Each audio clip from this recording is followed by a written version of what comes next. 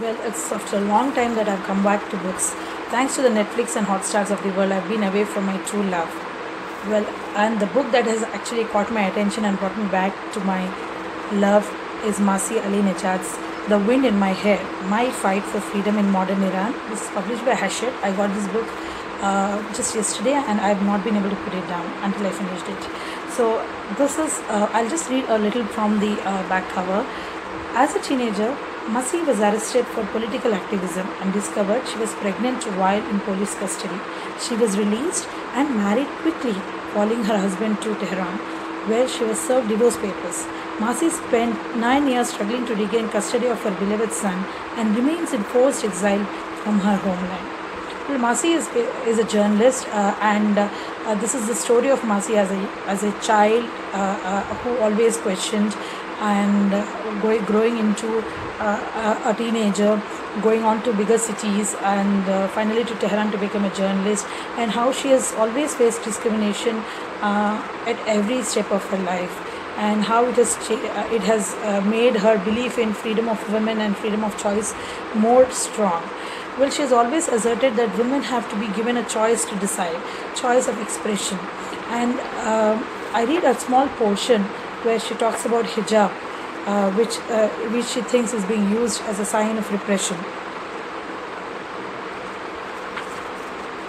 Being a journalist, I think she has amazing narrative skills, and making this biographical book completely a delight and a thought-provoking a process of reading.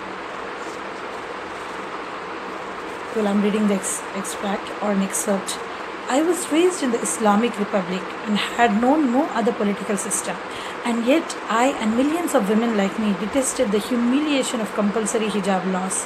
I am a product of the Islamic Republic, and like millions of my fellow Iranians, I am rejecting that system. First, cover your hair is a retort familiar to all women in Iran. It's a way of putting women down. I bet every woman has heard that put down at least once in her life. I've heard it a number of times. Women like me, who have too much hair, always have a problem covering it. As a teenager, my parents would sit me down on the floor to tamp down my hair before tying a scarf around it. But fighting compulsory hijab is about much more than hair and dressing modestly.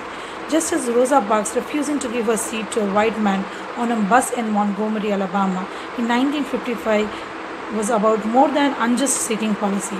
It's about fighting for what is right. Well, exactly. This fight for what is right has actually taken her forward in her life, and this is what is a great inspiration for all the women all over the world who face discrimination in one way or the other. And that is true even in India, where which is supposed to be a country which is given the right to vote and right to live freely and right to choice to women, is in actual sense not being followed, and discrimination is prevalent in the society. So I hope you get your hands on the book soon. It is Masih Alinejad's The Wind in My Hair. Enjoy reading. See you. Bye-bye.